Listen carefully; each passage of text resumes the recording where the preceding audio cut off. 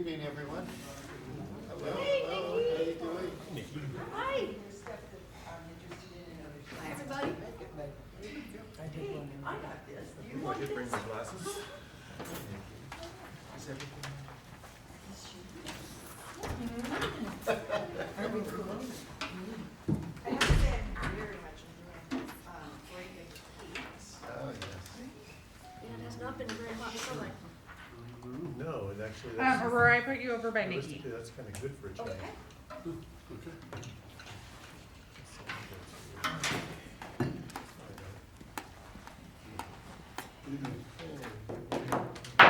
Okay, let's go ahead and call this meeting, Hold on. reconvene the meeting to open session. You need a minute? Okay, we are reconvened, and Jeannie, would you lead us in the flag salute, please? Please join me. I pledge allegiance to the flag of the United States of America and to the republic for which it stands, one nation, under God, indivisible, with liberty and justice for all. Thank you, Jeannie. Okay. I'd like to welcome again, I did it in closed session, but I'd like to welcome Mark Beebe to the arena. And we wish you the best. And I look forward to see what you're bringing to our district. So thank you so much for taking this on. Saying that, any report out of closed session? No. Correct. And informational, item number 8, summer maintenance completed projects report. We are working very closely with maintenance and in my dealings with Mr. Green and Mr. McEntee. We are attempting to put as many projects together as possible from the beginning of school and beyond. I am encouraged by the collaboration that I have had with that particular group. And I'm looking at the sites. I'm kind of amazed at the level of work that I'm seeing out of this particular group. We still have a long way to go, and we still have a lot of things to accomplish. But I'm a big fan of saying we have stepped one step forward, and we just need to continue to take many steps forward as a group. Continue to build our schools to get them as good as we can for school to start, and then keep that up. Fantastic, thank you. Thank you very much. WTA comments.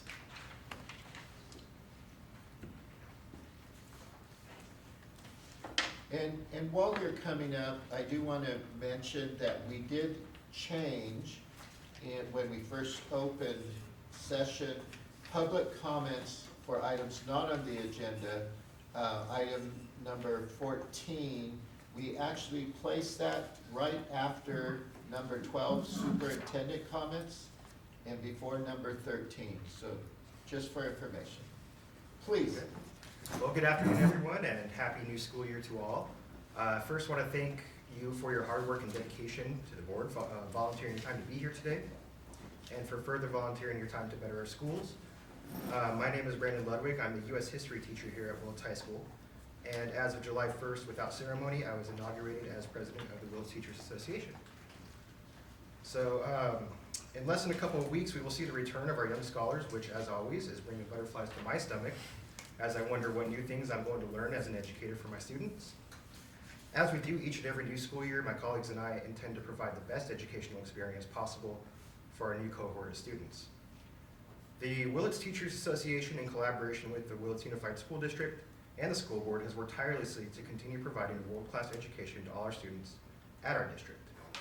At Brookside Elementary School, there's been a tremendous amount of hours of professional development invested towards building literacy and numeracy in our youngest students. Brookside's level book room provided the inspiration and model for the creation of a new level book room at Blosser Elementary. Volunteers and teachers have been hard at work over the summer getting the new book room ready for our students. I'd like to especially thank Don McClelland, Amy Grooms, Molly Snyder, and Nancy Rudberg for their dedication to this project, and Alex Bolds, Brian Bolds, and Diane for volunteering their time to assemble the new shelving and other various improvements. So thank you very much for that. I also hear Paula will be there very soon to label book bins once they arrive. So thank you everyone involved for showing that our students deserve the best we can provide and that our teachers deserve the tools needed to effectively improve literacy here. This is truly a worthy investment, and as a teacher of 11th graders, I likely will not see the results for over a decade, but I do believe starting now will pay dividends for our children's and educators' futures. It's a promising year at Bechtel Grove Middle School too for our teachers, with an entirely new administrative staff and many new teachers joining the site. We hope this provides an opportunity for the birth of a new culture with foundations in professional courtesy and respect. Success at the school will come with a grassroots, bottom-up approach from the educators that know best what needs to be done and how to build a culture of learning and excellence. It is unfortunate that there was a breakdown in communication from previous administrators at the site that has delayed the implementation of a new bell schedule that would allow teachers collaborative time with colleagues and to meet with parents during contracted work hours. We believe this is an important aspect of rebuilding the culture at BGMS, and we prefer it to get done sooner rather than later. Mr. Beebe has expressed interest in implementing the new schedule at the start of the second trimester. And while we would prefer the implementation to happen sooner again, this is a compromise that doesn't kill the idea completely and outright, so thank you. It has been these dead ends in communication at specific school sites in the past that so often force our educators to need to bypass normal channels to go straight to the superintendent and the school board in order to get things done. And I wish the board to understand this. Speaking of communication, I do want to thank Mr. Beebe for regular updates, seeking input, and always making himself available to those who reach out to him. He and I have been in contact over much of the summer, and we find agreement in many things and show willingness to compromise on the things that we do not. The Gay Straight Alliance at Willits High School, coordinated by Amanda Laskovics and Kenneth Mansfield, advocated last year for gender spectrum training for all school staff and formed an agreement with Joe Aldridge that this would be provided during in-service training before the return of students. Again, with breakdowns in communication, this arrangement was not passed on to our new superintendent within a time frame that can make this work. So Mr. Beebe did take the time to meet with us, hear our concerns, and find solutions for providing this important training. He advocated for it to occur as quickly as possible. However, the company that provides the training has no availability until our next in-service date of November 1st. This gender spectrum training is very important and has the full support of our association to better reach our large and robust LGBTQ+ community of students. The purpose of this training is not to change anybody's opinion, but to educate staff on their responsibilities with respect to teaching the LGBTQ+ population, which we have, again, a large and robust population of students in that group. So thank you, Mr. Beebe, for honoring previous agreements and implementing schedule changes to the best of your ability as you transition to your leadership role at Willits Unified. Rebuilding trust amongst all stakeholders in this district is a focus of mine moving forward. I believe it's on an all-time low at the moment due to the way many things have been handled in the past.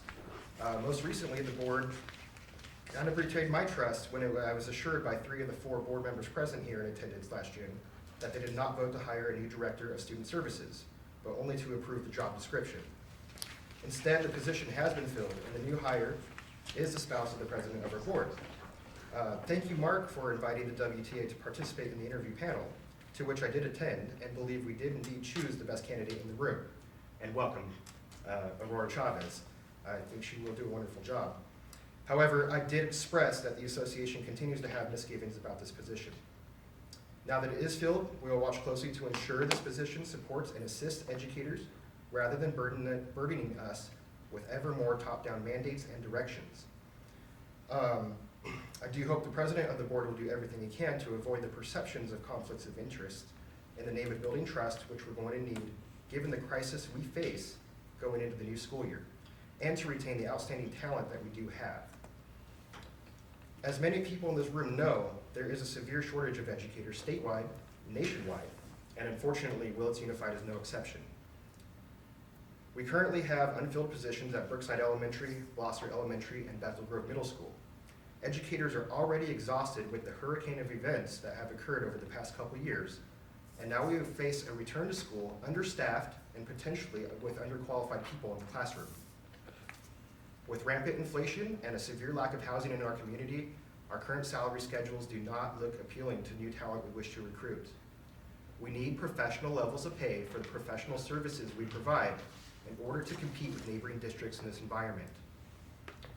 With this said, I'll take this time to officially notify the board that there was a contract reopener should the cost of living adjustment exceed 4.5%. The COLA was 5.8% in July, so the contract reopener has been triggered. We hereby inform the board that negotiations for salary and benefits is open, and we have our first meeting scheduled to take place September 6th. This will be a succession contract, therefore negotiated salary and benefits will be applied this school year once bargaining is complete. Moving forward, we are going to need exceptional leadership from all parties to face the crises we are currently experiencing. We are scrambling for short-term solutions at the moment, but great leadership is going to require long-term planning well into the future. For example, if previous boards moved on past debates to do something with the land the district owns 5 years ago, we might have housing now for teachers wanting to come to Willits and potentially not be facing such a severe shortage as we do now. I do believe that we should consider parceling the land, selling some off to raise funds, and get the process started for the future. We desperately need professional pay for professional service. It's disheartening to educators when we hear the district wants to increase reserves, holding up St. Helena as an example. If we are going to hold reserves in comparison to St. Helena, perhaps our salaries should compare too. Credentialed teachers in St. Helena earn a starting salary of $84,000, and after 21 years of service has the potential of earning $166,000. If it's not realistic to pay our educators that salary here, then it's not realistic to push for reserves based on their model. Lastly, I do want to give a shout out to Mr. Ford and Mr. Fisher for their production of Annie at Willits High School this summer. They and their producers somehow successfully wrangled over 30 kids and organized them to perform beautifully. This gateway to the stage was a fantastic opportunity for our children to experience theater arts during their time off from school, and hopefully cultivated a love of the arts for many. I was pleased to be able to see colleagues and Jeannie fairly regularly as we took our kids to practice. Finally, a shout out to Mrs. Bakewell, who has been coming here to this school site at least every other day to water our new peace garden. If you haven't seen it already, just outside these doors over here, you'll see a labor of love that is still in progress, but it's looking beautiful and the plants are taking off. I encourage everybody to take a look at that. And a shout out to our maintenance and custodians and everybody who's been working very hard this summer as well. Very much appreciated. And so that's it. Thank you everybody for your time. And I look forward to speaking with each of you very soon. Brandon, I'd like to welcome you to the arena. And you did a very good job this evening. It was very well done. You expressed your feelings and it was clear and concise and much appreciated. Thank you. And I too have reservations about hiring that person over there, although I did hire her, of course. Right. However, I have had a discussion with the board, and anything that has to do with that person, I am to recuse myself. If you see any problems, please let me know. My first inclination was to resign, but I've been convinced by others not to do that at this point anyways. But if it becomes a problem, then I may have to. Okay. So I appreciate your concern. And thank you for addressing it. Thank you. Okay, CSEA. Good evening, everyone. Well, back at it again. It's been a busy summer. A lot of the classified staff is still at work. 10-month people are still working. They're filling up the special ed, aid positions, food services. I'm doing really good all summer, supplying the community with, and when I'm seeing the numbers, they're pretty big about the meals that are being distributed, which is really good. Custodial's been really busy at all the sites, doing everything they can. Again, there's manpower shortages or staff shortages, should we say, that we're working with the district to address. We had conversations about that today.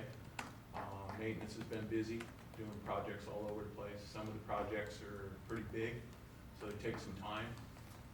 And we did finally receive a lot of our back-ordered materials that we had, like some doors back, the restrooms back there. It took 5 months to get the doors. That's no fault of ours, but we did get them installed. And Roundtree's been really good about doing that for us. And we look forward to hopefully having a good, productive year this year and making it roll again. Dan, I appreciate all the work that's being done out there. I saw that list and a lot of things got done. And I saw the things that you're working on. I see the pool is on the list. Yeah, the troops are busy. It's, a lot of things take a lot of bodies. Yeah. And we're doing the best we can to make it happen. Thank you. Did you get a chance to rest this summer at all? No, Oh, that's apparently not in our job description. oh, I didn't think so. I think I was the one who suggested. we It's take some that under, out. other duties as a employee. No rest. Well, you're gonna have to find some time. Everybody needs to. We'll figure it out. All right. Thank you. Okay. Thank you, Deb. Okay, board comments. And Alex, would you like to begin? Welcome everybody back to the start of another year. We're excited to see our new superintendent hard at work and Aurora as this new sidekick, and hopefully they can make some positive changes in the way we conduct business and keep everybody moving forward. The only other thing that I'm really pleased, I should say, not the only thing, but I'm really pleased with the movement we had on the book room over at Blosser. That's been a group effort from quite a number of people, and it's definitely coming together. I want to say I appreciate all the help that everybody's put in there, and also the help that the administration is putting in to make sure that we have all the resources we need to make that the real thing. It clearly it's been a beneficial tool for Brookside, and all indicators are that it can be an equally beneficial tool at Blosser, so that's a good thing. Let's see, on July 15th, Becky and I received a letter from Anthem Blue Cross saying that beginning July 18, Adventist healthcare doctors and hospitals will no longer be in your plan's network. Of course, that affects a great number of the folks that are using the Staywell, for example. I spoke with Linda Gibbons, the administrator at Adventist Howard Hospital today, to find out what the status with that was. That contract has been temporarily moved out till, I believe, August 16. They are in contract negotiations with Anthem Blue Cross. And to put it in her words, she said to not give away the farm, they expect an announcement soon. And she gave me every indication that that announcement would be positive. She says they have no intention of losing all those patients and forcing everybody to go over to Lake County for your health care. So I think that's a really critical issue, and I know that being one of the larger employers in the town, we have a certain amount of impact there. So I asked for information on all the people we need to contact, legislators and so forth, because we can start a letter writing campaign and start really stirring things up for both Blue Cross and Adventist if necessary, to try and get everybody to kind of play nice in the sandbox and get together and produce a contract that we can all live with. But the fact of the matter is, if most of the doctors in the hospital in town become unavailable to us through that process, it would be a huge impact and imposition on all of us, not to mention the large expense. So hopefully Ms. Gibbons will have good news for all of us again soon on that front. So just want to let you know that we are talking about it and hopefully moving forward to try and find a solution. That's all I got. Thank you. Jeannie? It was a pleasure, Brandon, to have our my granddaughter and your kids in the Annie production, to see the other staff members with the school district who had kids involved and who were involved in putting the production on. It was a real pleasure to watch the kids work together and learn all these new skills. So And I'm trying to bite my tongue and not say anything, but you probably don't know, but I met with Joe after Amy and Dawn made the presentation about the book room. I went in the district office the day afterwards and made arrangements with Joe for there to be $10,000 available for the book room. And then I went over to, when I found out that Amy and Dawn were going to tour the book room at Brookside, I went and toured the book room with them. And then I have also met with, as they started to organize things, I sat in on a couple of meetings. So I have participated in the book room project, and it's very near to my heart because to me, that's exactly what we're supposed to be doing. Administration, staff, working together for the betterment of kids. And to close any kind of learning gap there is as a result of the pandemic, and to improve our students' literacy. And that's a kids first kind of thing, and it's just been a pleasure to watch it come together. And my main concern is you can build something, but we need to make sure that it's utilized and that the process is in place to make sure that it stays organized. Because when you go to the Brookside book room, it's very, very, very, very organized. And you can go in and you can find what you need just like that. So, and I think if the book room is to be utilized at Gloucester, that it needs to be organized well, and that maybe some teachers from Brookside could maybe in-service some teachers at Gloucester as to how they utilize the book room in their teaching, because that's the other factor as to whether it will be utilized. So anyway, I deeply appreciate all the work that particularly Dawn and Amy have done in order to make sure that this happens. So. And I continue to participate in as many California School Board Association webinars as I can, so that I am an informed board member about issues that pertain to schools and pertain to school districts and pertain to school boards. So. Thank you. Thank you very much. Paula? Well, thank you. I have a lot in my report today, in addition to what everyone else has already said concerning the book room and the feeding of children from 1 to 18 that was really successful that I got to watch. I also need y'all to know that I spoke with Sharon Ubelhart. She called in and talked, she had tried to speak with other board members but couldn't reach them. And she was especially pleased and impressed that there will be a plaque in honor of her husband on Bechtel Road. She was especially happy that he was remembered by the school district since he put in over 25 years here, and she really felt that was a big part of his life, and even though he lived to be considerably older, it just, the other parts of his life just kind of were just a real big deal to be dedicated at a school, okay? And that's about all for that right now. This has been a really busy time, however, and I want to really praise my most favorite of the summer schools, the Nuestra Alianza Summer School Program.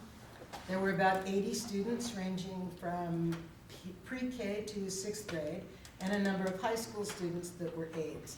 Most of them did not get paid, they instead earned hours for community service, which is a real benefit for everyone. They also had an average daily attendance of about 95%, and the students studied math, English, science, PE, and dance. There were 2 fully credentialed teachers. One was from Michoacan, Mexico, and he was the PE and dance teacher. And then my daughter Jennifer was or our daughter, I guess, Jennifer was at the overall kind of umbrella from the district for the school. This program also, especially thanks to Chela Gaiona, was organized so that there was one family activity per week, and it included like a little miniature prom night, it included a camping night, it included a culmination of their program night, and it included something else that I can't remember. Anyway, and so that was a big deal. The only two real hopes I have for that program for next summer is that the district contribute at least what they contributed last summer in money to the program, so that the whole weight of everything was not on Nuestra Alianza. They're only a grant, and they are not that big. They usually get migrant ed funding, but even that wasn't very much. And the other thing that I'd really hope we'd start considering is bus transportation. I read the thing on CSBA's little things that they send out, saying that the budget was passed for, the increase in the budget for transportation was passed, and hopefully some of that will be able to work itself through the district onto that summer school program. Now, my second thing is that I really want to thank the custodians who showed up this evening. I know how difficult it is to get up at 4 in the morning and go to work and then sit here for most of your evening. But thank you, and I need to say that I'm still very concerned about the lack of custodians and the way things were done this summer. The district should at least have 11 full-time custodial positions, and on a good day there are 8.5. And that means that our advertising and pay scales, or in this case, pay scale, are extremely inadequate. And I use that type of strong language because it's been an issue for over 3 years, since the pandemic began, but it was never so crippling as while students were out at distance learning. However, when they come to school every day, then the needs for a custodian are even greater, and those needs aren't being met, in particular at the high school. I say all that about their scheduling and the way they were put to work this summer because it's not the first time they have been bunched in a group and then sent a bunch to a school. It's a great plan on paper, it's not particularly effective in real life. Mostly because that is also a time for vacations and a variety of other things that go on during the summer, and what ends up happening is that 1 or 2 schools get left out. This year, the main bulk of being left out is happening at the high school, which is really unfortunate because it's the school with 1 day custodian where 1.5 were, and 1 night custodian where 2.5 were. For me, it is especially horrible because I see the damage it does to the people who work there. I see the transfer of custodians from one site to another because they say to themselves, why am I doing 1.5 people's job for this very low wage in these very unenticing conditions, so I'll just move to another site, which is great for another site, but our high school is almost like a little center of attention for most of the things that happen in Willits that have anything to do with sports, etc. And it would just be nice if you could walk on this campus and say to yourself, gosh, it looks so good, and a teacher could walk into the classroom saying, whoa, I really can see that somebody waxed or shampooed or cleaned my room. And that sort of leaves to the side all the things that need to happen during the week about the, what is that, the mat room, the one where you go in and do your exercises or whatever at 5 o'clock in the morning, and the locker rooms and all the parts of our school here that require daily disinfecting and cleaning, the wood shop, the metal shop, and all those places that are blatant safety hazards when they're not taken care of. And it's just especially disappointing that I seem to tell you this every month. Then lastly, for right now, besides our students being our #1 priority and integrity and accountability of staff being an exceptionally close second priority, according to my way of thinking, Willits Unified needs to put a great deal of effort into finding employees with proper qualifications and offer desirable working conditions so that they will be a more consistent, stable workforce. Our community will be the very first to benefit, especially their children. And I bring that up because later in the agenda, we will be discussing, not really, we're just gonna okay it, because it's on the consent agenda, about, no, it's not, it's the 3 down, but you'll all see it, about how we've lost at least, we have made 30, actually a little over, employee changes. That's an awful lot. And not that I would ever advocate that any teacher changing their position 2 weeks before school starts being dinged by losing a credential or any other sort of punishment. I do think that people don't look around if they're really satisfied where they are already working.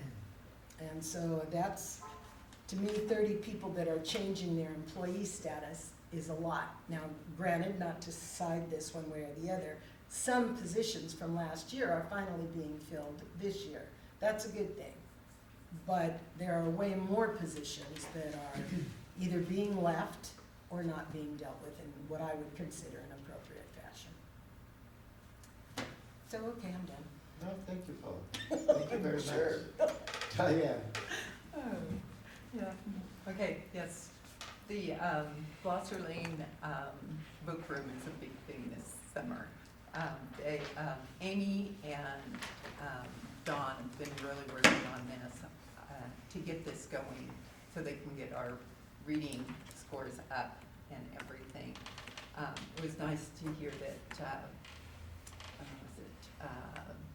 Alex was also there a couple of days working. Oh my gosh. So that was really nice. And you're gonna, when the, what is it, the little book holders come, you get to start doing that for them. So it's gonna be ready for the teachers to get going and being leveled. I also wanted, last week was the Redwood Empire Fair, and the FFA was with their animals out there, and their parents were also camping out there as well with their kids. So that was really nice to have everybody doing that. So that was my big thing there. Yeah. And welcome. All right. Okay, thank you, Diane. First of all, I'd like to thank all of those that worked hard over the summer, whether it was summer school or the district office, or our maintenance and custodial crew, our food services. I know that's a lot of work. And unfortunately, sometimes I see these people, and it's right before school started. It's kind of Dan's story when I asked him if he got a chance to get away, and they look like they never stopped working because they didn't. So my heart goes out to them. They do need to get some rest somewhere, but I appreciate all that hard work and what they do for our children. I am doing a long-term sub in Ukiah for a principal this year, and so I'll probably be at Grace Hudson Elementary through November. But one of the things that made me privy to some of their trainings, and one of the trainings I was at was for professional learning communities, PLCs, and if it's done right, if it's done correctly, it can have a tremendous effect on a school site and on the district. And so I was there with my team from Grace Hudson, but the good thing about that is that Willits had a team and was represented there, and I saw both these people along with other people there partaking of that staff development. That excited me very much. Third thing is I went to Annie. Oh my gosh, Annie, I tell you, I went and twice it made me cry. And I'll do that when I see kids' performance and they kind of reach a level or it comes together, and it's just a beautiful thing. And it wasn't so much the story, it was their performance. And when certain kids reach a certain level, and that happened twice in the show to me, where their performances came together, the way they were presenting was just very special, just warmed your heart. So my hat's off to all those performers and the people who put that together. That was absolutely amazing. I look forward to this new school year. We have a new superintendent. We have support that our district office has not had in a long time, if ever. And so we're looking for big things to happen and you know, we'll see how it goes. But otherwise, that's it for me. Superintendent's comments? Thank you. First of all, I want to thank the board for their support, their faith, as I begin my tenureship here in Elizabeth. I am deeply humbled and extraordinarily proud at this stage of my career to be entrusted with such a role and to enjoy these years with the students and the community and staff and everybody that I've encountered so far during my time here. I've been on the job for about 23 days. It's been an absolutely wonderful time in these 23 days. I've been to the fair 3 times, I've talked to the FFA people, I've been to a couple of things with Annie and watched that. I went to Nuestra Lancia a couple for their days. I went to their final end of the year presentation. I've been to a couple of volleyball practices, I've been to a football practice, been to a cheerleading practice. So I'm doing my level best to encounter as many people as possible. I know I've met a ton of maintenance and grounds and custodians and food service people. I don't remember all their names, I apologize for that, but at least I've shaken your hand. And so as time goes on, I could take too long thanking everyone. Everyone in this system is working extremely hard, and they're trying to put their absolute best foot forward in terms of getting us to where we need to be.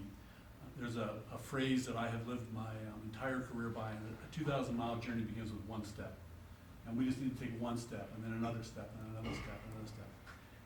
I know that our system, I'm happy that I'm changing my pronouns, I know that our system has gaps, and we have issues on a number of fronts. I'm a huge believer in transparency, I'm a huge believer in communication, and surfacing information that may not be always comfortable, but we've got to get it on the table, we've got to resolve it, we've got to and find a plan to move forward. So I want to thank Mr. Ludwig for his comments this evening. Yes, I hope that he's not getting tired of me calling him, but I like to be transparent and say this is what's going on, this is what we got, and again, just communication. Working with, as I said before, working with Dan and Terry and their group, and watching all those particular individuals that we have, and as well as trans, doing what they do. It's been an absolute pleasure getting to know Ms. Chavez, and I suspect that we are going to have a phenomenal working relationship as we try and address many of the issues that this particular system has. I've saved this kind of till the end, but my DO staff is phenomenal. They work extremely hard, and they have been, I don't know if it's behind the scenes or in front of the scenes or during the scenes, but they continually meet the needs of our community, they meet the needs of parents. I mean, it's a one-stop shop in that group. I'm not gonna say one person's name, but my administrative assistant she's getting to know me and figuring out what I need, and I'm very thankful for that. So, but and also our HR director is got her hands full right now, and trying to staff our sites, and we're gonna kind of see how that's gonna go. So, with that being said, and my site leaders, they need all of our support right now to get our doors open, and we receive kids in 12, 13 days. So, happy to be here, and let's go to work. Well, thank you. I'm glad to hear you're going out and meeting people. I exhort you to continue that through the year.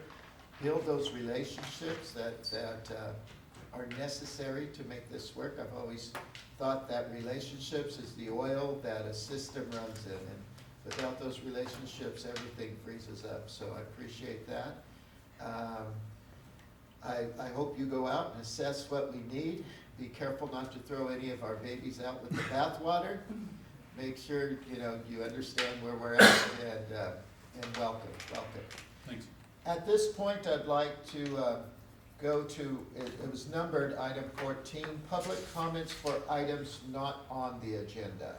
Do we have anyone that would like to speak on items not on the agenda at this time? Please come on up.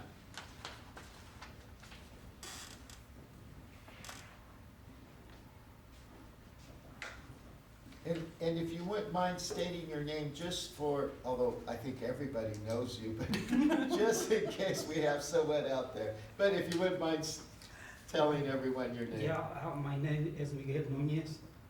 I have been working here in Willits High School for 25 years.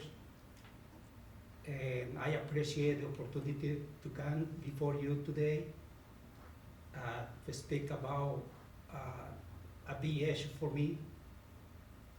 And the last week, I received a new contract, a school contract, or employee contract they give us every year.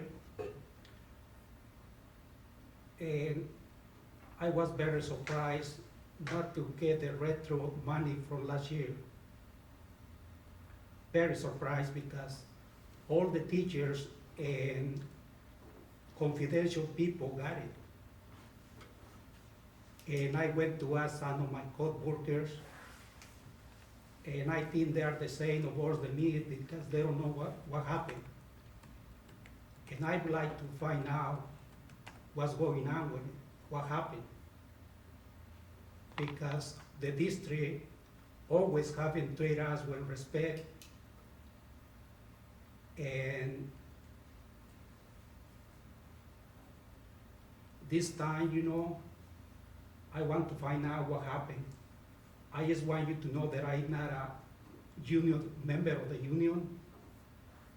So I don't have access to the president or any information that the union come from, the information that the union give to the employees. So I don't know what's going on. And that's why I come to you directly, because I want to know what happened, because to me, and for many people that I don't represent, but when there's about money, you know what helpful it is for the families, especially when they live check by paycheck. And I'd like to, if you can put it in the agenda for next board meeting, and you have some answers for me. Because this is very important, not only for me, for other people, but for any reason, other people, they don't feel comfortable to come and ask questions. But I always take the risk. It's not the first time that I come before the board and ask questions, then they affect me and my family and other people too. And I'm sorry that I have to give you this extra job because, Mark is new and he doesn't know what happened, So I want to appreciate it if you can put this in the agenda for next board meeting and have some answers for me. Or if you want to meet me in different way, I want to appreciate it, but, it's very, very disappointing when you are expecting something that you don't get it. I haven't asked the teachers, I haven't asked other people, and they got it. But none of my co-workers and I, we didn't get anything. So I want to appreciate it, what is your answer. So thank you. And I appreciate you stepping forward, not only for yourself, but for others. So some who are not willing to come up and speak, but you're speaking for them. And quite honestly, this should be able, you should get an answer much sooner than the next board meeting, which would be in a month. So Mark, if you would look into that and then please communicate with them the answer.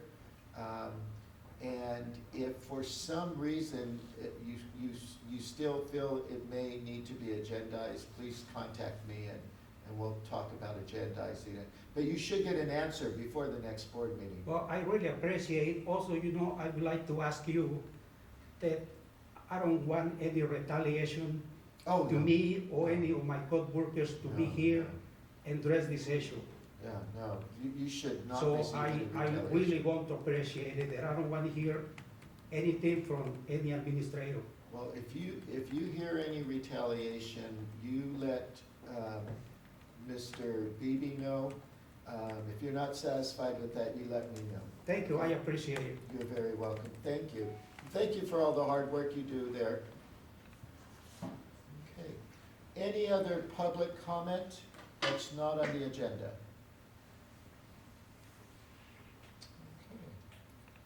Not seeing any, we will move to the consent agenda. Is there any public comment regarding the consent agenda? Not seeing any. Do I hear a motion to approve? I'll make the motion to approve the consent agenda. Do we have a second? I second. Okay, any discussion? I had a question since Mike is here, I'll ask Mike. I see that we've spent money on academic supplies and academic decathlon. Do we have a decathlon coach or teacher? Yes, we do. Yes? Yeah, Kenny Smith stepped forward last year. Okay. When it was announced that Mary was stepping down. Okay. And absolutely took it on, and already has contacted the kids and has the curriculum, and the kids have it in their hands. Okay, thank you. I apologize, you asked me that question earlier, and I That's okay. forgot to tell Mike that I had the answer. It's Kenny Smith. Sorry, Mike.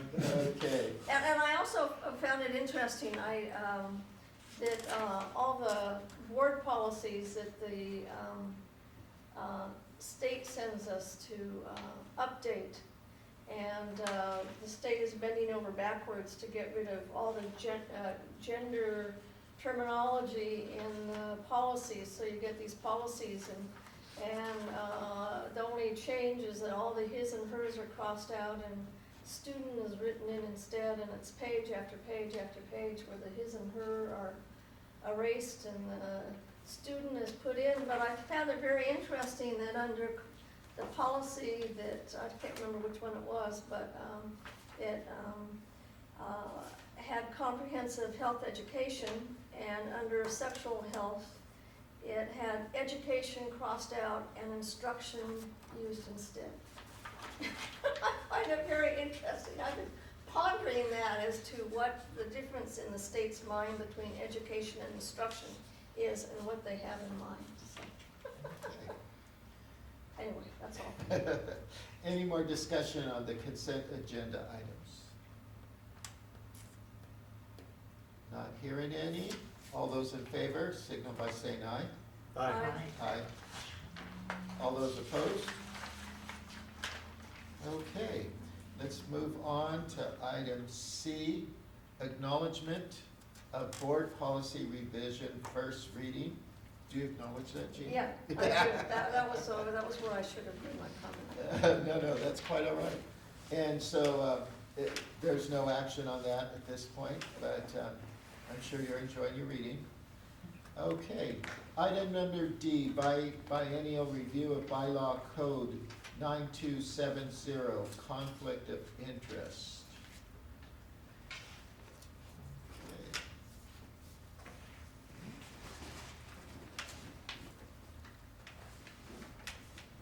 There's no action required on Yeah, that. no action on this one either. Other than It's just the review. It's just reading. Right, okay. And item number E, approval of 45-day budget revision. So I've noticed we have it listed as approval. I think technically, legally, it doesn't require approval. We just need to be able to have the materials available, but certainly if the board would like to take action, there's no harm in that. I'll do a brief review of what we've seen that has been updated since we did budget adoption in June. So as you all know, the timelines are a little askew where our required budget adoption happens typically prior to when the state has adopted their budget. So if there are material changes with the final state budget, then we try to incorporate that and show what those changes are. So for the revenue, LCFF of course is our primary revenue source, and we do see changes to the LCFF revenue based on the approved state budget, and it's the result of a few different things that was put into law for the LCFF revenue. One of those is that I think we were on track with the COLA that we used, ended up being what I believe was approved by the state. But they, in addition, did an augmentation to the base grant of the LCFF calculation. And we had incorporated some of that, but I believe that it's a higher amount now that was the final approval from the state. In addition, there is some relief that the state was offering based on the fact that for 21-22, most districts in the state saw a pretty big reduction in attendance rates. So where typically a district like ours, we sit somewhere in the like 90s, low to mid 90s, we were in the 80s for our attendance rate percentage for last year, and that was very common. You know, we had obviously still a lot of folks having to stay home for extended periods related to COVID. So the state has an augmentation calculation that they're using to essentially help us claim a higher ADA rate. So in other words, it moves us closer to what would have been a standard attendance rate for us. And that will affect the 21-22 LCFF calculation. In addition, they have added another provision for how we balance against prior year ADA rates. So typically in the past it has been we can use the current or prior year ADA, whatever is more beneficial to us. They now are extending that out and doing a 3-year average from what I understand. So that augmentation of the 21-22 will also be beneficial moving forward because it will help us have a little bit higher of an ADA in that calculation. So those are the things that contribute to what we're seeing here. And then in 23, 24, and 24, 25, currently they're projecting a higher COLA for those 2 out years than what we had adopted our budget based on.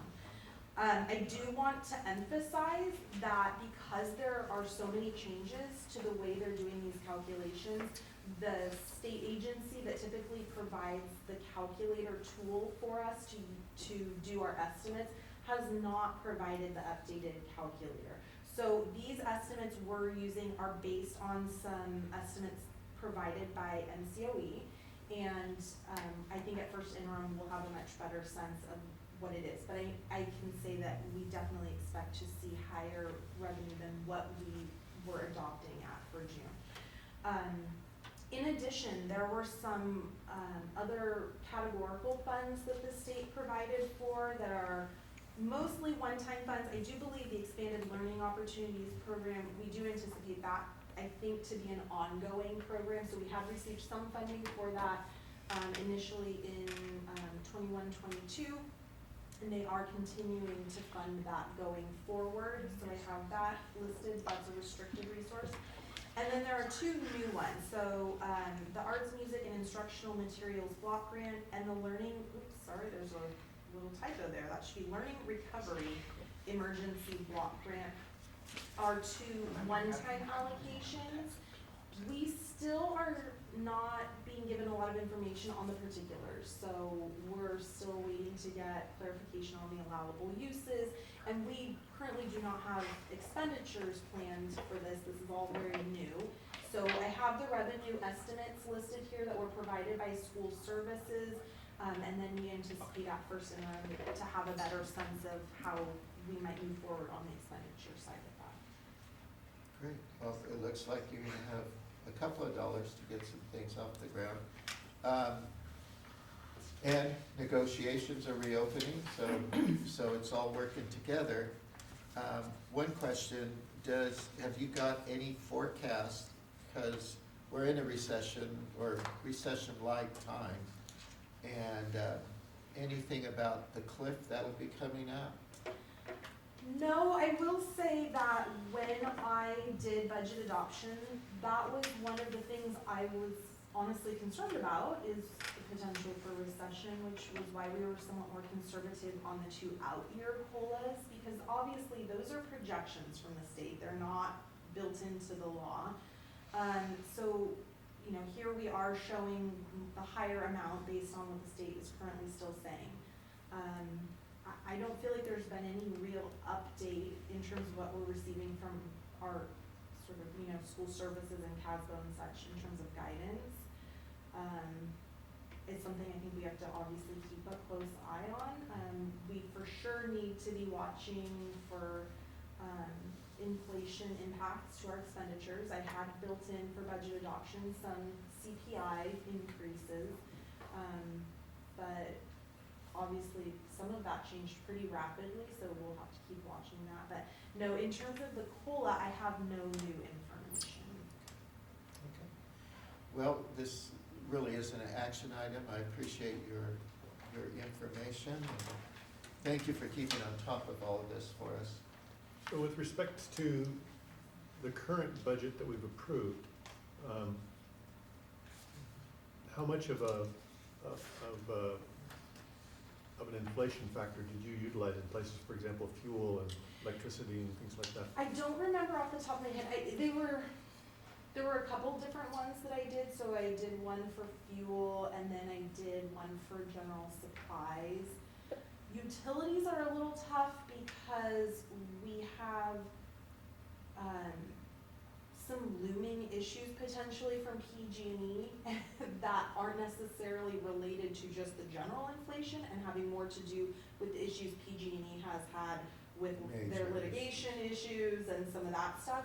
And so, you know, that's kind of a hard one to predict. I would have to refer back to my notes, which I don't have with me, but I can certainly get that information for you. Is that something you should look at sooner than later? I mean, we're talking in some areas, it looks like, you know, inflation numbers are in some areas are pushing 10%. In other areas, a little bit less, but in almost every aspect of life, we're looking at a significant inflation numbers. Now, whether or not they hold true for the remainder of the year is another question, but right now it's looking like, you know, prices are up, they're gonna stay up. It's rare that things roll back to what they were before. Yeah, I certainly can. I don't believe 10% is the rate that I used for the increase. So if we feel like that's the likelihood of what we're looking at for the duration of the year, that is something we'll wanna factor in. Is that something you talk with other CFOs about to find out whether? Yeah, we try and work with the county office. We try and refer to agencies like school services and CASBO, and then also our other local agencies to see what other folks are doing. So if you would like me to do that sooner than first interim, I can bring some more information to you in September. No, I guess largely I'm just kind of trying to make sure that we give it our due diligence so that we don't get caught at the end of the year looking at something that was significant. Because Right. a 10% increase across the board would amount to potential for problems. One of the issues, for instance, fuel obviously was a big one that I think everyone felt pretty immediately this last few months. We have the rates, but then there's also the usage. So when I look back at, you know, prior year to try and establish, you know, what have we done versus how much do we expect, although we were doing home to school transportation this last year, there still wasn't, I think, our normal level of field trips and such. So it does make it a little bit challenging to do projections, to factor in like the volume of usage as well as the rates. So that's, I guess, an additional hurdle. You know, we don't have like good base years right now because our operations have been so different. But it certainly was something I looked at when I did budget adoption. I would think it would be significantly impacting food costs too, because I know every time I go to the store, I'm shocked as to how much things are costing, yeah. so. And that's another area where it's been hard because, so with our attendance rates being lower last year, that likely means the number of meals in a given day would be less. So again, the participation rates, the volume of food that I'm looking at for last year may not be reflective of the volume of food this next year. So we could have two impacts. We could have an increased volume as well as increased rates. So something to look at for sure. Thank you very much. Thank you again. Okay, letter F, approval of intent to employ Mariah, is that Simonis multi-subject certificated teacher, Sherwood Elementary School with a provisional internship permit, otherwise known as a PIP. Yes. Mariah is one class away from having her preliminary credential. Oh, that's wonderful. Okay. Do I hear a motion to approve? I move that we approve. Do I hear a second? I'll second. And I have a question. board discussion. On the consent agenda, we sort of already approved her, right? I mean, what, she was on the list and that was done? And now this is different? I mean, we know my position, I'm especially opposed to non-credentialed teachers employed in the district. I believe we have to actually take action on each of these PIPs. Yeah. Oh, each one, is that what it is? So even though we've approved it in the overall approval, well, okay. I guess we could disapprove of the PIP within. Within the, that's, effect there, that would I be- just was yeah. thinking, gosh, I thought I should have pulled them and then I don't know, it doesn't matter, I'm just curious. Okay. Any other discussion? Yeah, I think that element in the consent agenda is nothing more than informational. Oh, okay, okay. Okay. Any other discussion? Is she, you mentioned she's just really short. One class. One One class. class. And she signed up for it already, is that it, or you don't? I don't know that for sure, but I'm gonna make an assumption that she is, I mean, Okay. but I can find out. Okay. Okay. Any more discussion? All those in favor? Aye. Aye. Aye. Aye. All, any those opposed? I think I'm opposed until she's got the class. Okay. So 4 ayes, 1 opposed, the motion carries. Item G, approval of intent to employ Angelina Sage, multiple subject certificated teacher, Blosser Lane Elementary with a provisional internship permit. Angelina's a little further away than Mariah, but she's gonna do the program and go from there. Do I hear a motion to approve? I'll make the motion to approve. Second? I'll second. Okay, discussion. I'm very much in the same. Paula says ditto. Yeah, I'm very much in the same position as Paula. I would far prefer to have fully credentialed instruction professionals in our classrooms, partly because they're past all this and they can focus specifically on what their job is, as opposed to having to do their work, provide for their classrooms, do all that preparation, and then still have to find time in their day to complete coursework in order to get their credential. And kudos to those people that are doing this. But on this other side of this coin, as we've all been seeing, the state and basically across the nation, there's a drastic shortage of teachers. Part of it's due to a huge number of people leaving the industry thanks to COVID, but it also was anticipated many years ago, as Superintendent Beebe pointed out to us, that 20 years ago there was the prediction that California was going to need a lot of teachers in 20 years, and here we are 22 years after that prediction, and it's front and center. So we're basically faced with two choices here.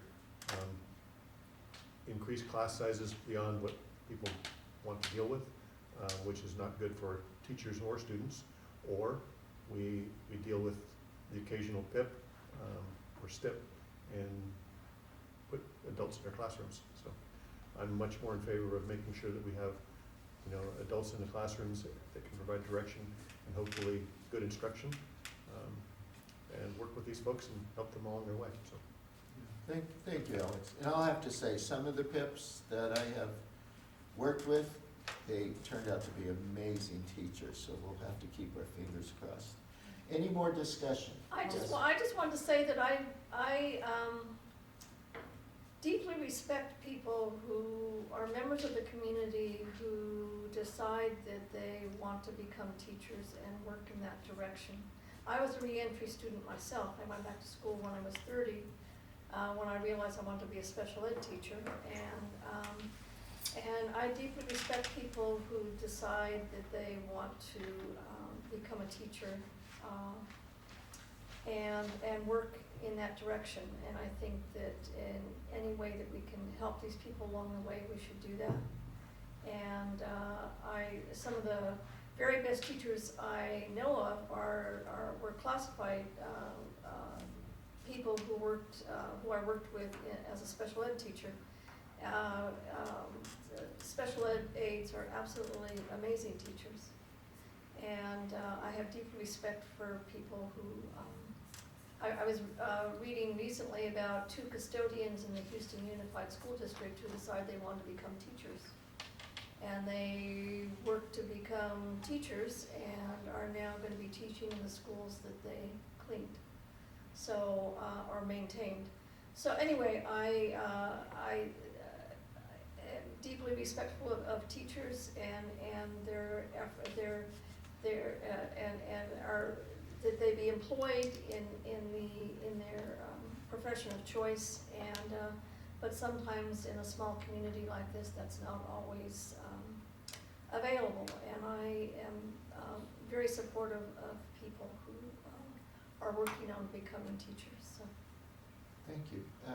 Diane, you had something to say? At the last board meeting in June, yes, we had Humboldt an agreement with their student teachers as well. And on the agenda, we have Sonoma State on this one. And I really like teachers that get their credentials that way.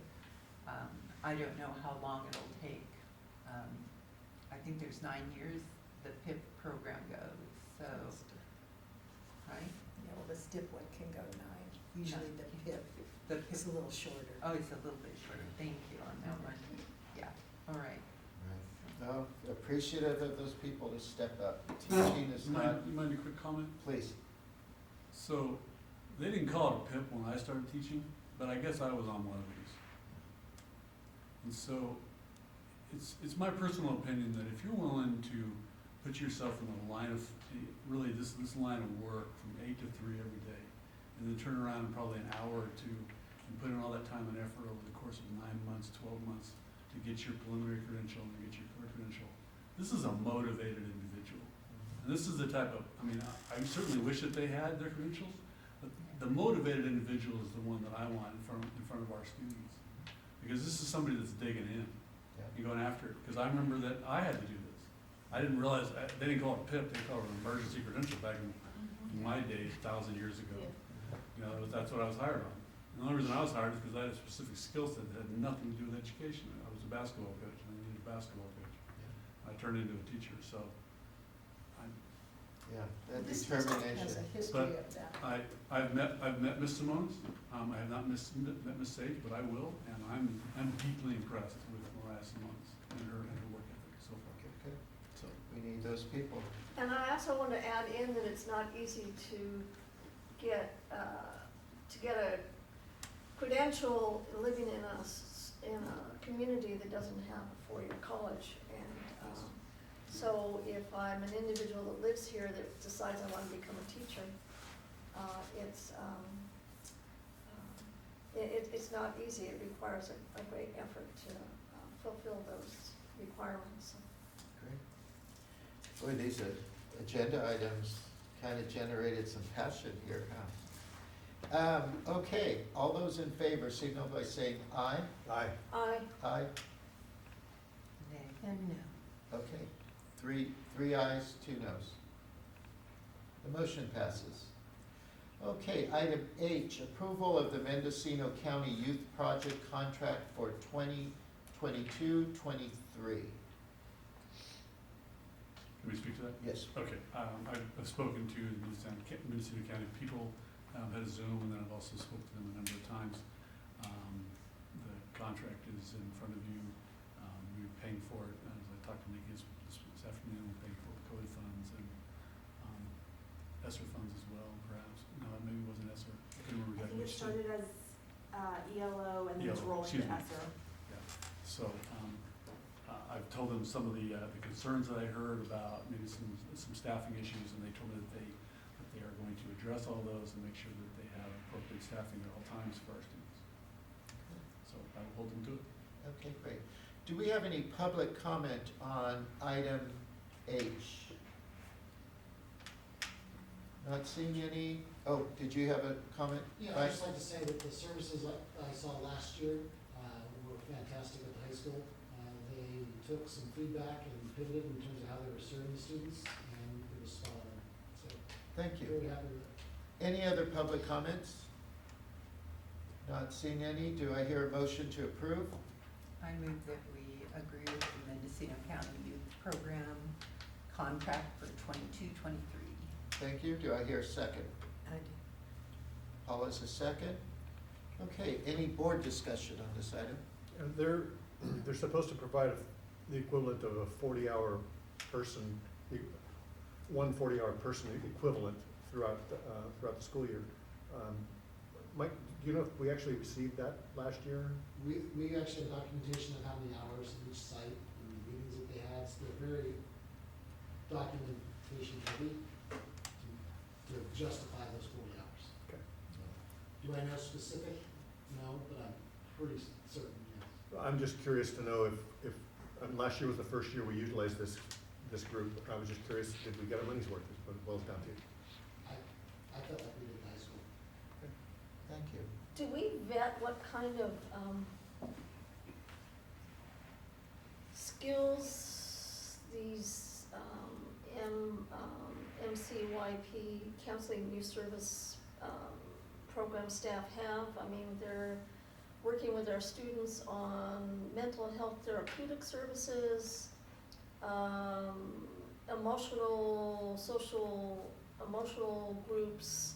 I mean, that's stuff that requires some real training and real skills at delivering, and I'm wondering I know that. what we know about what skills these people have. At Blosser, the people that they had to do this were already therapists through they were social workers, and then they had the PMT or whatever is for family therapy, and then they had they had all their credentials, and they worked with students, at least the one that went to Blosser Lane, and I got to observe her for a while, and she was as skilled as other therapists that I knew.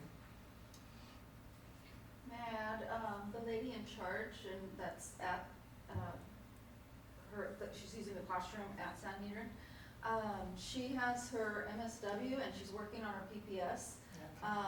So she's in progress of her PPS, but she does have her master's in social work. Okay, great, thank you. Thank you. Another question for Mike. How do students take advantage of these services? Will they take advantage on site? One-to-one meetings. I mean, how do they find out about? Through our current counselors at high school. Everything's run through the 2 current counselors who then outsource to whatever agency depending on the need. So they basically get referrals, if you will? Yeah. Okay. They're also advertising on Facebook, they're advertising in bathrooms, cards everywhere, they're putting things out there where kids can visibly see it. So it's not only by referral, but they're putting their number out there for everybody to see. And so these services are actually for students as well as families, right? Okay. And if a student is going to get these services, is the parent notified? So the parent has some insight as to what their child is getting at school besides an education? I can find out for you. Yeah, we can Yeah, find I'm out. really interested, because I'm a great respecter of parents, so. Okay. I mean, I wouldn't, I put my parent hat on a lot, even though I'm a grandparent, but I put my parent hat on a lot and think, would I want one of my grandchildren receiving mental health therapeutic services that I didn't know? That would not make me very happy. I'll find out what their process is. Yes, I'd really appreciate knowing that. Thank you very much.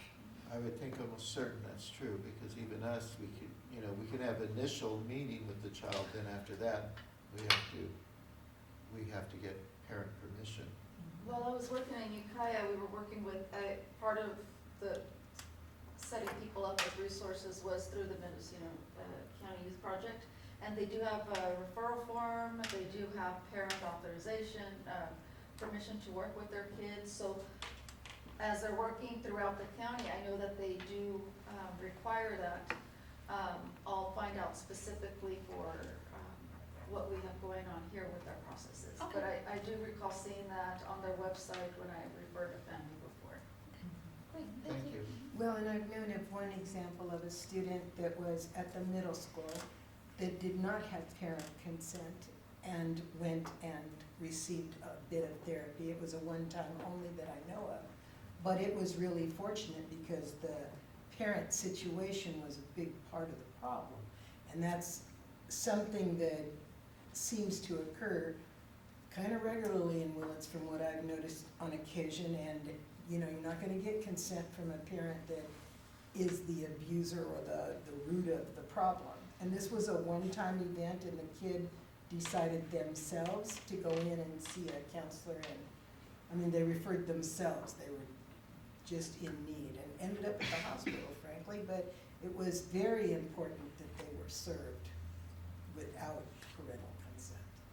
So sometimes, I mean, it's a big deal to look at, it's not real easy to blanket the rule. Yeah, crisis intervention, you can get that help right at that immediate at that time. Whereas ongoing therapy and counseling No, they- would require. Yes. And having grown up in a family with a lot of issues, alcoholism and mental health issues and suicide attempts and that kind of thing, I'm very aware that kids going to school need some extra support. But I also don't believe most of the time that we should not include communication with the family in regards to, because it's that child is a part of the family, so I really think that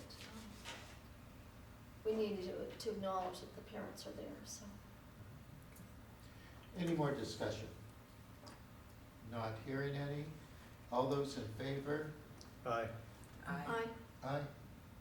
Was that an aye for you? I did I. Okay. I mean, it's only three, but go ahead. Okay, item I, approval of the Blosser Lane Elementary Fire Alarm Replacement Project. We have received, Go go ahead. ahead, I'm sorry. Go ahead. We have received two bids. One was pretty significantly lower than the other one. Yes. Yeah, that's about right. And then there are leases back, and the lower bid needs to be achieved, and our maintenance and facilities team was very happy that this particular bid came in because they like working with this particular company. And you have the numbers. Do you have the numbers in front of you? What it is? Okay. So we would like to start this project. This is going to be a long project. I mean, it's not, and we're going to try and do our absolute best to minimize the distraction at school as much as possible. We've been given assurances, and Dan, please chime in if I say anything wrong. Assurances that they're going to try and work on weekends, breaks, holidays, and then it's done throughout the year.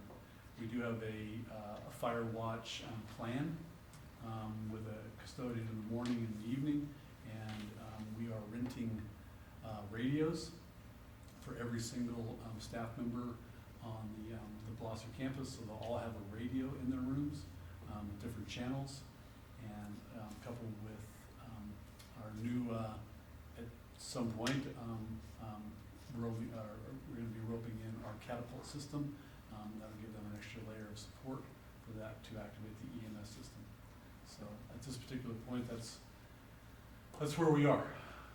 So it's been a good journey. I want to throw some kudos out to our maintenance for accepting these bids. They actually had to, what do we have to do? We had to adjust the bid receivable process because they closed down our road for 3 weeks, in front of our site over there. So we had to navigate, and Maddie did a great job of working with whoever we had to work with to make sure we were legal, something about that, We right? did an amendment. They did an amendment at the bid. 11th hour to go from the district office to the facilities office so we could get the bids, and otherwise we're gonna lose another time. Okay, thank you. I support this project. Okay, do we have any public input? Yes, This will be a disruption because it's not the ideal time to work on it. Ideally, it would be during the summer, and contractors want to work on a job and get it done so they don't damage their P&O too much.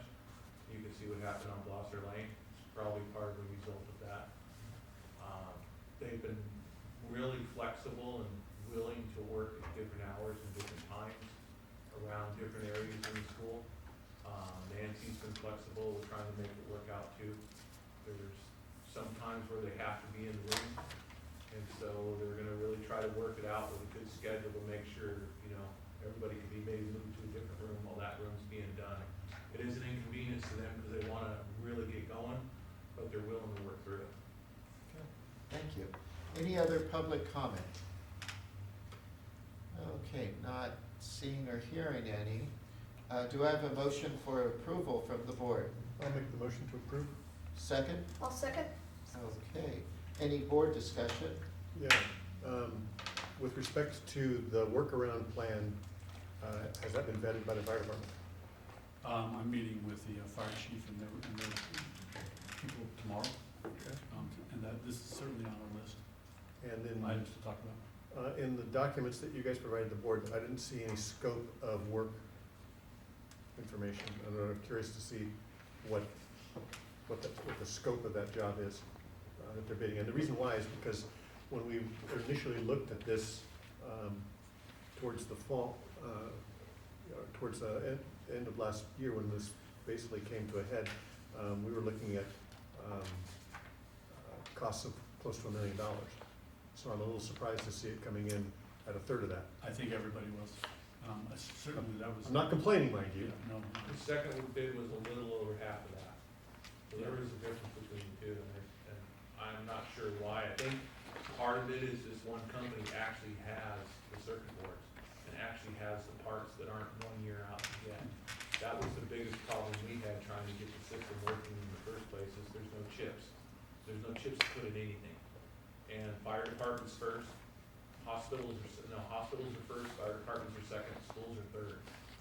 And so any work and any chip that came for any electronic device that had to do with alarm systems went to hospitals, fire departments, then schools, and there just aren't any. And I think this company has some stuff in stock. They already had boards and panels and things like that. So I guess maybe that. I'll get you the scope of work. Yeah, that brings me back to the scope of work. Are they, one of the issues that we were told was that if they're gonna replace this entire system, that we were told that they were probably gonna have to do a lot of digging up the campus to put in new conduit. I think they've done the workaround for that. I will get you all that information. Was to do, the DSA approved a workaround, which was, not undergrounding stuff, was basically using the soffits. And this school has a very well soffit system that goes through the walkways in order to run conduits and things like that. So I think that was one of the DSA workarounds they got through. Cool, okay. Yeah, because I was under the impression that underground work was adding huge amounts to the cost. So without the underground, then that makes sense. Don really went up and worked DSA good, the representative we have. So this is a completely new system we're installing, am I correct? Yes, Very good. I think it's down to the wire and the wire nut. Okay, any more board discussion? The only other part, it was, in terms of the scope of the work, and I appreciate you gonna get me that document, clearly it's not just a fire alarm system, am I correct? Provides for intercom services, things like that. I'm not absolutely certain, but I think all of that is included into it. And it was the intercom plus, I think an alarm system was it. I'm not certain on that, I didn't read that scope, but I'm sure that was involved with it. Okay. I think it, somehow the whole thing, I didn't believe it talks to you. Like if something happens, it actually talks to you. So, Got it. And Okay. it's the same that'll go throughout the district? I mean, this is just step one? I know Glosser's there, and other ones, I'm not sure if they're on the table right now, but it's all what DSA recommends to be done for state buildings. When I meet with the fire chief, I would Yeah. suspect that I will be given a list of items that they would like to see addressed. Okay, because our district lacks security systems and things. Any more discussion? Not hearing any. All those in favor signify by saying aye. I, Aye. Any opposed? Motion carries. Item J, approval of the county interdistrict attendance agreement. I was given this form at a superintendent's retreat that I attended a couple weeks ago. And this was given to me by the deputy superintendent, Mendocino County Officer Ed. Her name is Dr. Kern. And they have worked apparently extensively in the last half a year to come up with a unified and comprehensive interdistrict agreement that they would like all 13 LEAs in Mendocino County to use. So that way when students do move between us, that we're not having different forms, we're not having different kind of dynamics. We were addressed by SCLS, the legal services, and they put a ton of work into this, making sure that it applies to all ed code and legal requirements, ADA requirements. And so they told me that I had to present it to you to get approved, to take it back to them. And this is just the form, because I see in number 6, it says, each of the undersigned school districts shall continue to exercise its full authority to accept and reject interdistrict transfer applications as permitted by law. So this is just the form, it doesn't Just the affect our form. rights. Um, Okay. And there was, on our particular form, there were some gaps that I noticed right away from the form to them. Every system I've been has got a unique form, and they have their own kind of unique and individualized, do we do it for 1 year, do we do it for 4 years, do we do it for, half a year? So that's what they wanted me to do, so I'm bringing it to you. Thank you. Any public comment on item J? Not hearing or seeing any. Do I hear a motion to approve? I move that we approve the county interdistrict attendance agreement. Do we have a second? I second. Okay. Discussion amongst the board?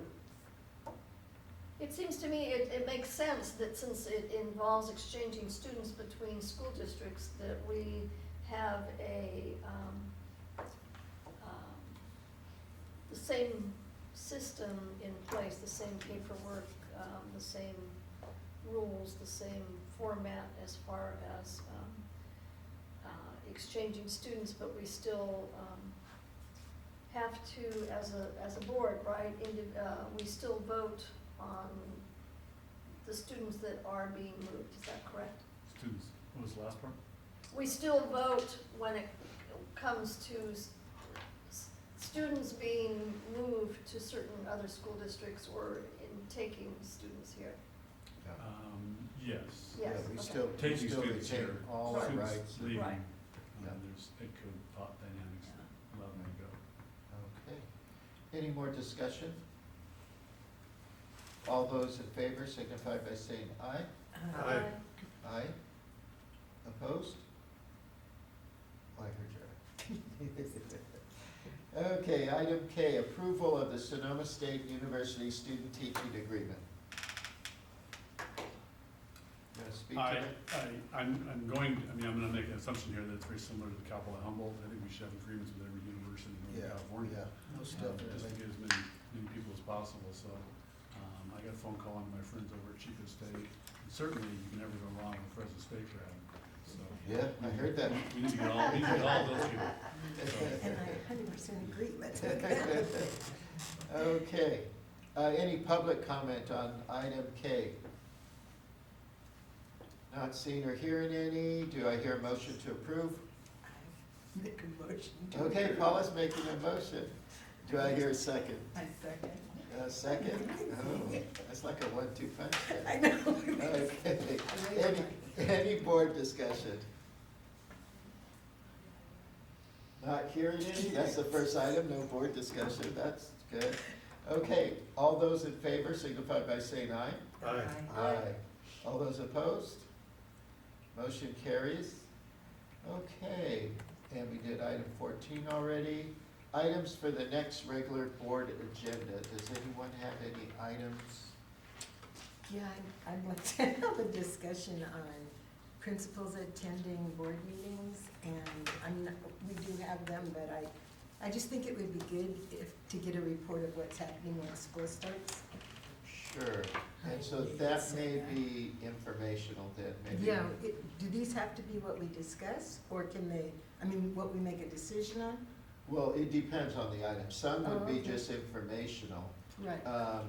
If maybe you could provide information about what we're doing. I have a few ideas Yeah. about how to incorporate Yeah. the principals into our board meetings, and I would also include having a principal be celebratory with their students, be celebratory with their staff, and bringing something like that to the table. Sure.